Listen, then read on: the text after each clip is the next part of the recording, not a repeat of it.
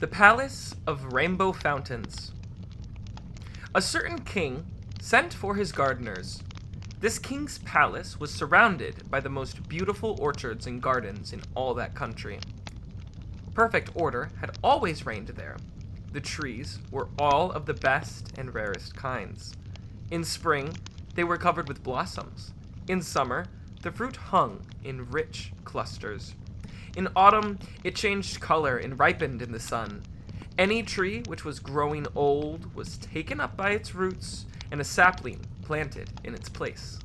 None but the persons of the king's own household ever entered these orchards. The cherries, white and black, the rosy apples, the purple figs, and juicy pears all awaited his pleasure, and the pleasure of the members of the royal family.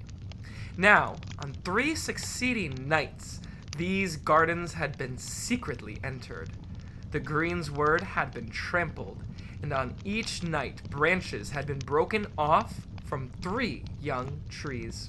The gardeners told the king that the culprits were 3 wild swans who had flown in at midnight.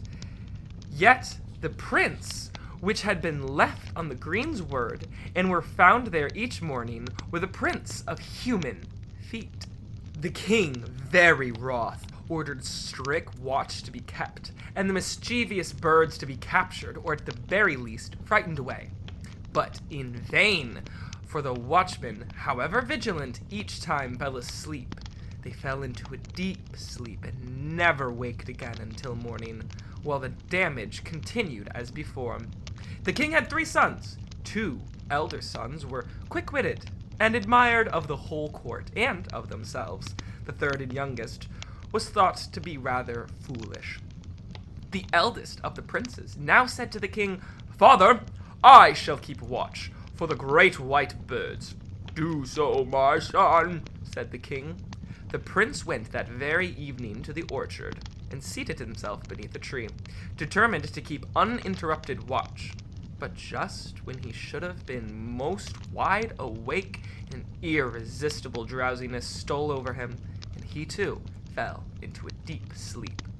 While he slept, a great wind rose, and on the back of the wind, 3 white swans flew at midnight into the garden. In the morning, the king came to the orchard and saw the prince still asleep beneath the tree, the greensward newly trampled, and the 3 branches freshly broken off of the 3 young trees.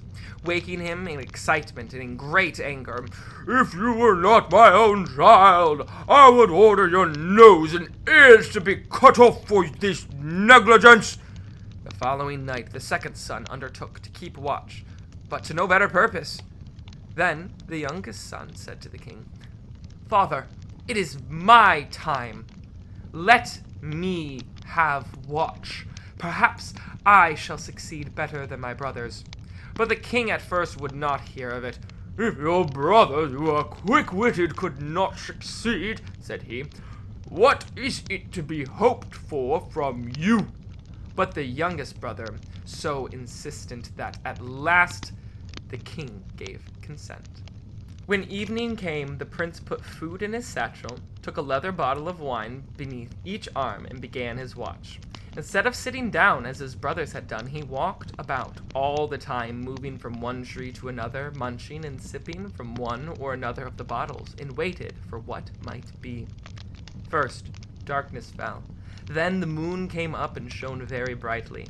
A wind rose, and all the leaves in the forest stirred and rustled. The tall trees sighed and bowed before the wind. At midnight, a great gale blew. "It is now that the swans will come," thought the prince, and kept an even sharper lookout than before. There was little that he could see, but far off and high above in the air, he heard the sharp and piercing cry of the swans as they flew from the river. The prince concealed himself, and the swans lit down so swiftly that he barely marked their flight. With the same speed they cast off their wings and plumages. The prince was astonished to see in the place of 3 white birds 3 maidens dancing together in the sward. Now a wreath of mist seemed to hide them, now lifted again and revealed their whirling forms. griddled with the loosened braids of their golden hair. The prince did not dare delay. The intruders might at any moment fly away as suddenly as they had come. In the dew of the grass, within reach of his hand, lay before him the 3 piles of plumages and 3 pairs of wings, as white as snow. Darting out from his hiding place, he caught up the first of these, upon which his hands lightened. Instantly 2 swans rose in the air with a great clapping of wings and soared very high above his head. They were lost to sight. Before the prince stood a single maiden, much afraid. "Give me back my wings and plumage," begged the maiden in a trembling voice. "That," said the prince, "I cannot do. If I grant your request, you too will fly away, and I shall perhaps never see you again. I must know who you are and from whence you came." At this, the maiden begged him at least to cover her with his cloak. When he had done so, she told him all her story.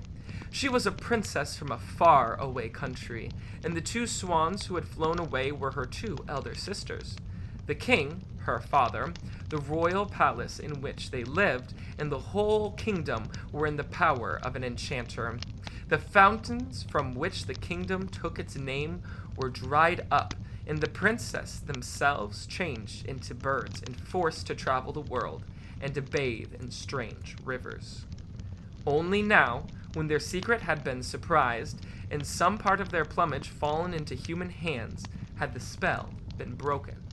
As the prince gazed on the face of the princess and listened to her voice, she seemed to him so beautiful and so charming that he desired with all his heart that she might remain with him and become his wife.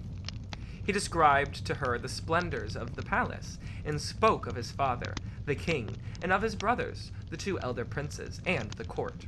He promised her that if she would consent to marry him, their life together would be full of joy and happy ever after. "Alas," said the princess, "the time for that is not yet." "Why do you say so?" asked the prince. "First," said the princess, "I must be changed again to the swan and fly back to my home." "That," said the prince, "you cannot do, unless I give you back your bird's wings and plumage.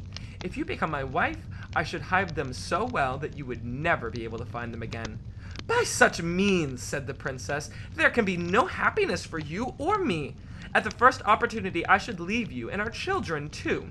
Held here by duress, I should pine and sicken from my longing to be home." "What then must be done?" asked the prince sorrowfully.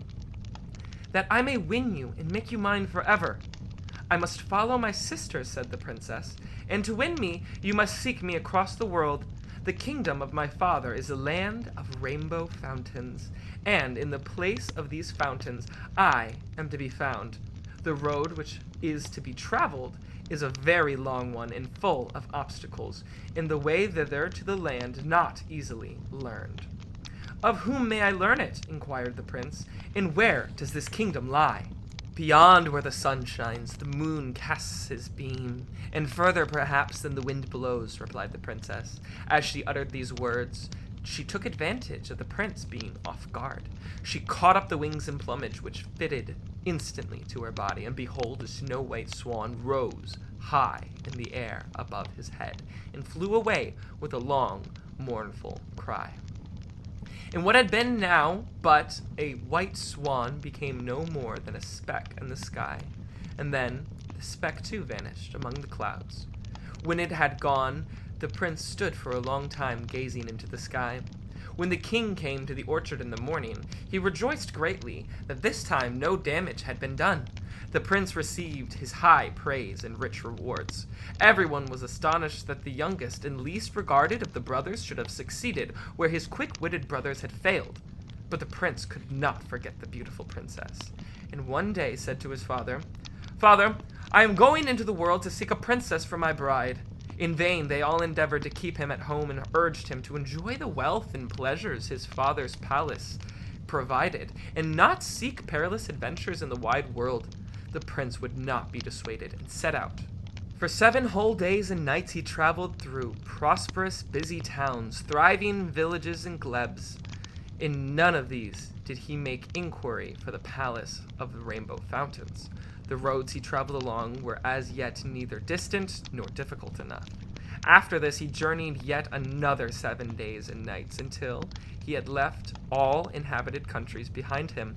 The horse upon which he rode was a gallant beast, but to the prince it seemed that they made only the slowest of progress, and that he would never find himself in the sight of the palace he sought. At length he came to territories stranger than any he had yet seen. Vast haunting grounds and boundary stones of which no traveler had ever told. Hope, like a light in the darkness, began to flicker in his breast. All about him the rustling and sighing of tall trees. Now and again some wild beast disturbed by his passage glided through the thick undergrowth. Steep gorges filled with boulders and piled-up stones, worn smooth by former passages of river, rose all about him. Day followed night, and night day, and still there was nothing to be seen but trees, sky, rocks, trees, and sky.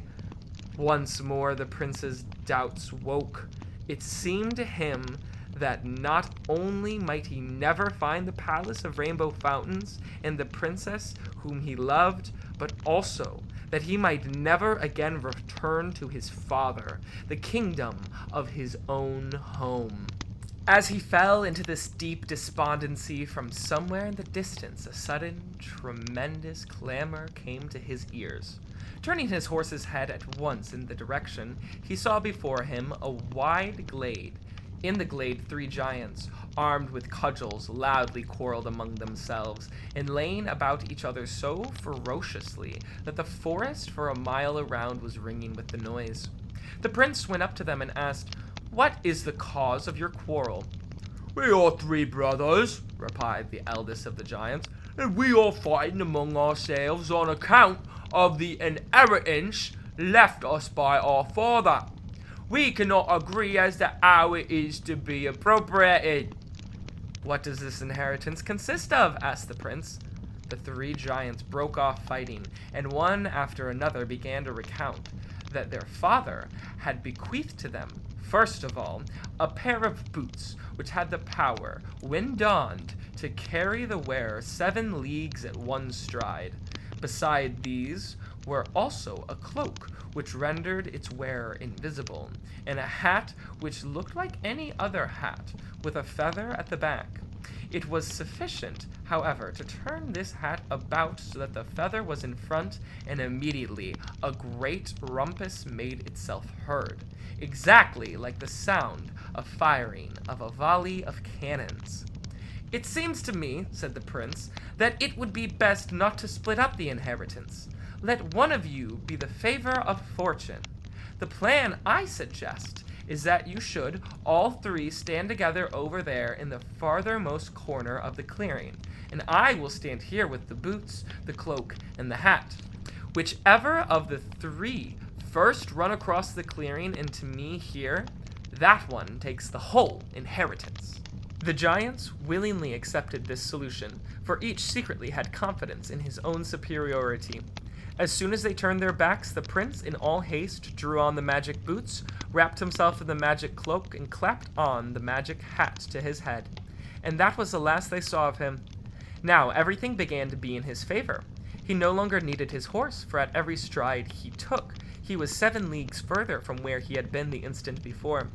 He traveled, and ever faster and faster, and as he traveled the world grew wider, and stranger, and even stranger. In the evening, leaving the empty fields, he came once more to a gloomy forest with marshland everywhere, and there night came down upon him. In the darkness it was impossible to go farther. When the prince saw among the forest trees the twinkling of a light, he hastened in its direction, and came upon a small, low-roofed hut. Entering the hut, he found within a very old woman with white hair, and once he began to ask her if she would give him lodging for the night. The old woman replied, "What you ask is not so simple. I am the mother of the moon, and my son is due home early tonight, and will at once discover you by the light of his beams, and that can turn out not well for you." But the prince begged so hard that in the end she allowed him to stay. The moon left the sky very early and was soon at home. With his beams immediately showed up the personages of a stranger. "Who are you?" demanded the moon of the prince. "And what business is yours here?" "I seek," replied the prince, "the palace of rainbow fountains.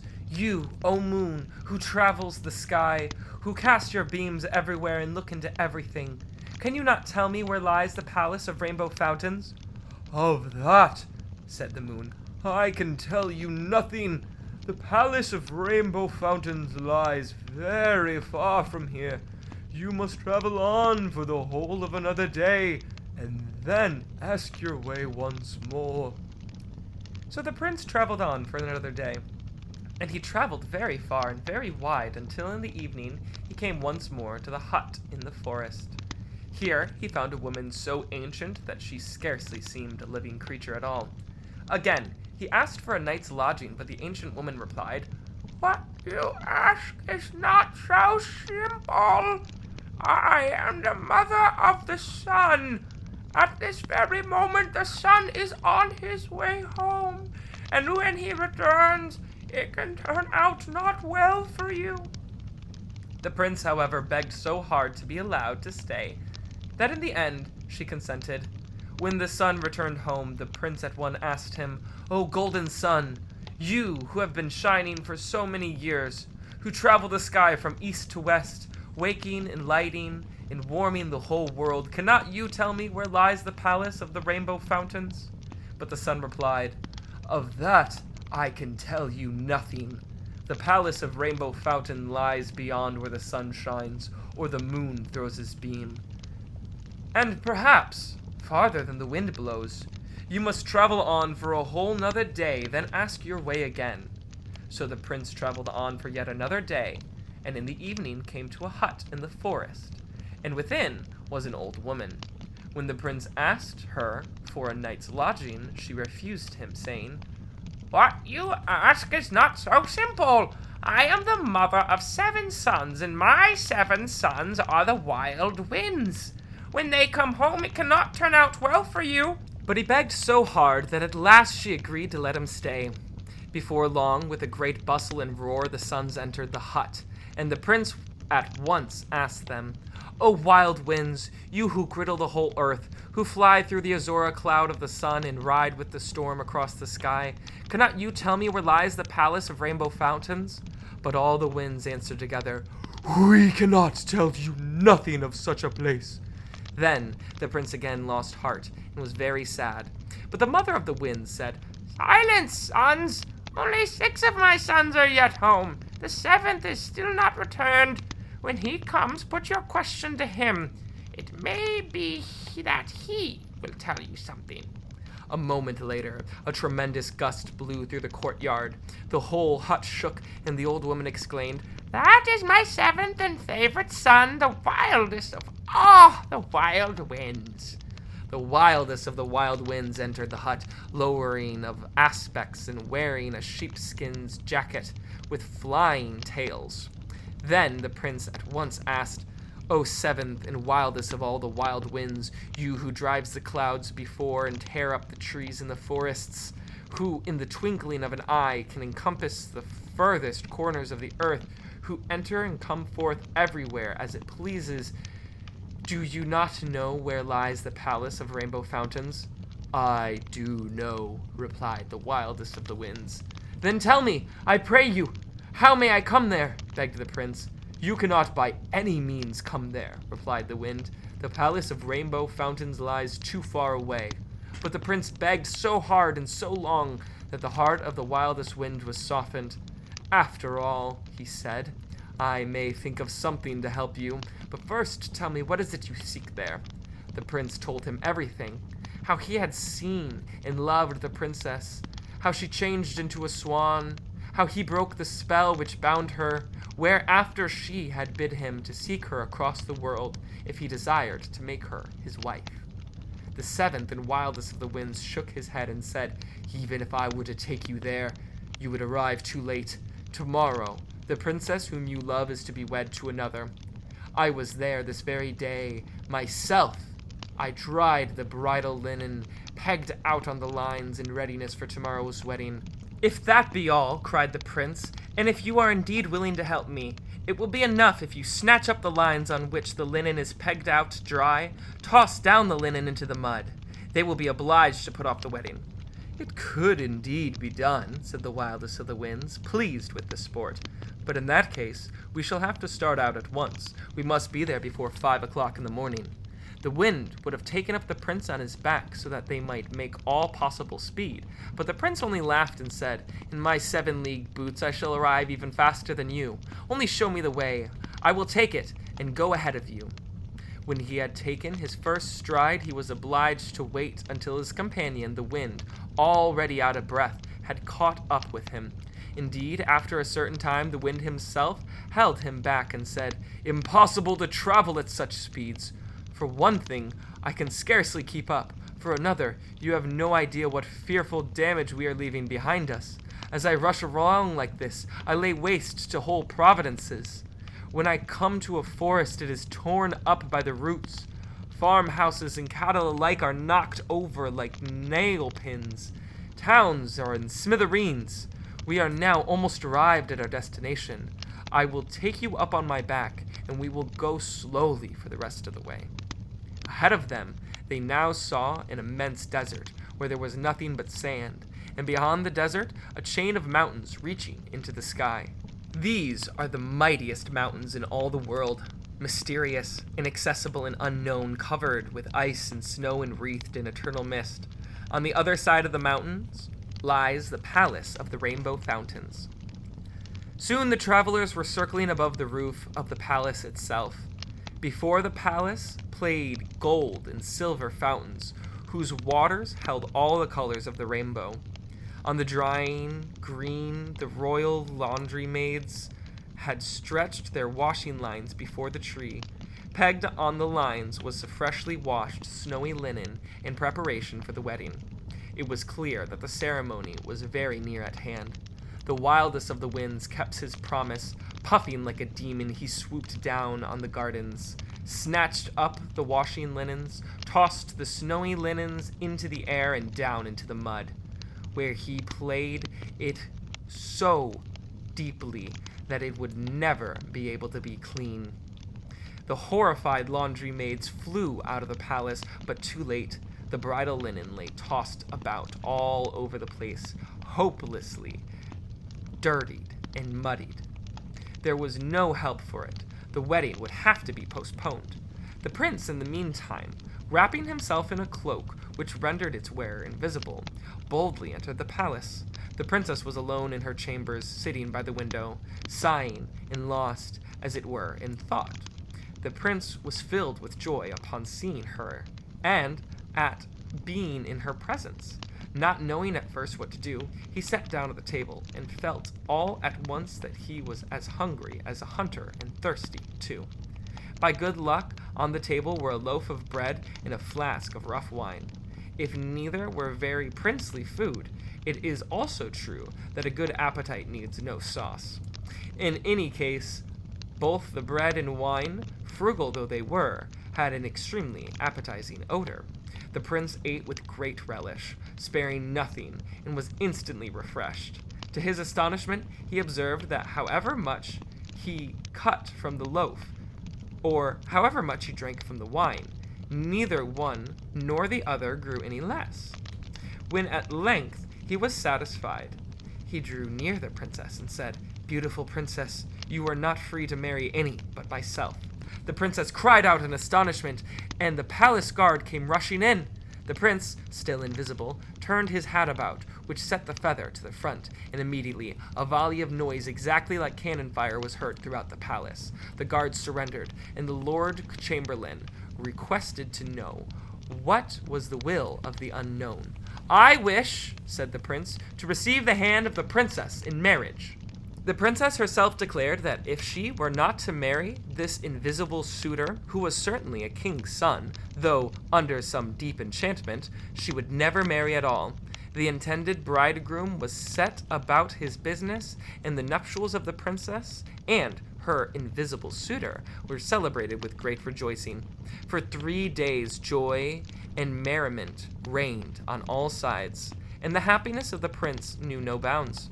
On the 4th day, the enchanted honeymoon came to an end. On this day, the prince took down from the wall a golden sword which hung there, and wrote on the blade with a diamond who he was, how he had come there, and how the princess might find him again when the time came. Then he put the sword back in its place, donned his 7-league boots, and placed the loaf of bread and flask of wine which never grew less in his satchel, and quitted the palace of rainbow fountains, and set for his father's kingdom. Again he traveled far and wide until he came to a country in which there was a great famine. The prince bestowed on its inhabitants the magical loaf of bread, and therefore nobody was ever hungry throughout the length and breadth of the kingdom. In return, the prince asked for one thing only, that when a young queen and her suite should pass that way, no hand should be raised against her, but safe conduct given to her and all her company, from their borders to the neighboring kingdom. Traveling on once more, he came now to a country where the people had no wine. In this country, the inhabitants were all sad at heart, as though somebody had just died. Everyone went about with his head hung down, or gazed gloomily on one another. Nobody smiled. Nobody made music or sang. The boys and girls never stood up to dance. There were no feasts and no rejoicing. The prince bestowed on the people of this country the flask of wine, which never grew less. Immediately they grew merry and glad, and the whole country was filled with music and laughter. Again the prince requested one thing only in payment, as he had in the first country, and this was willingly accorded to him. So, after all his wanderings, the prince at last returned to his own home, where he remained with his father and brothers, as should be. The princess, left alone, grieved much. When the spring came, an infant was born who was the most beautiful baby prince in the whole world. His hair was flaxen, and his eyes blue. He grew older. He grew also with each day taller and stronger, until he was 4 years old. He one day asked to be shown the golden sword, which still hung on the wall in its golden sheath. When his mother, with her own hands, took down the sword and drew it out of the sheath, she saw that the blade was covered with fine writing. When she had read the writing, she was filled with joy. "Now we shall set out together," said she to the prince, "and go find your father." So she set out with all her court, coaches, horses, and outrider, knights, page, falconers, servants, and even the cooks. First they came to the country where the prince had left behind him the loaf of bread, which never grew less. By the sign she knew that her husband had passed that way before her. The inhabitants of the country gladly assisted her with all the business that she needed conducted, and made sure she kept with safety, and honored to the border of their neighboring kingdom, where the prince had left behind the flask of wine which never grew less. Here the people greeted her with song and sweet music, and once more she knew that her husband had passed that way before her. Once more, too, she was conducted with due ceremonies to the border of the next kingdom. For a great while longer she continued her journey, until at length she found herself within a mile of the palace, surrounded by beautiful gardens and orchards, where the old king lived with his sons. Then the princess ordered a halt to be made, and commanded that all the rest of the route, as far as the king's palace, should be spread with scarlet cloth. And to the old king she sent word that a princess from a far country was here to choose from among his sons the one who should be made her husband. Then the eldest brother called for his horse, rode out along the scarlet cloth until he arrived to the place where the princess in her court had halted. And as he rode up, the boy prince asked his mother, "Has my father come?" "No," said the princess, "this is not he." So the eldest brother returned, and the second also rode out over the scarlet cloth. But he, too, was sent away. Then the youngest prince called for his horse, and leaping into the saddle, he rode forth at such speed that his horse's hoofs struck sparks from the scarlet cloth. When he came up to the princess, she went forward to meet him. "My own love," said she, "by that wild gallop alone I recognized you." And all three fell into each other's arms. They then all went together to the king's palace, where the two elder brothers, seeing so beautiful a princess, were astonished that their brother, the youngest and least clever of the three, should have been the one to win the great happiness. The prince and princess did not stay long in the royal palace, but set out almost at once for the kingdom of the Rainbow Fountains, where they reigned for many years, and where perhaps they reign still, unless they have died meantime. None of us have been there to see. The palace of Rainbow Fountains lies on the far side of the highest mountains in the world, whose tops are wreathed about in everlasting mist, and only the seventh of the wildest of the seven wild winds has ever shown anybody the road thither.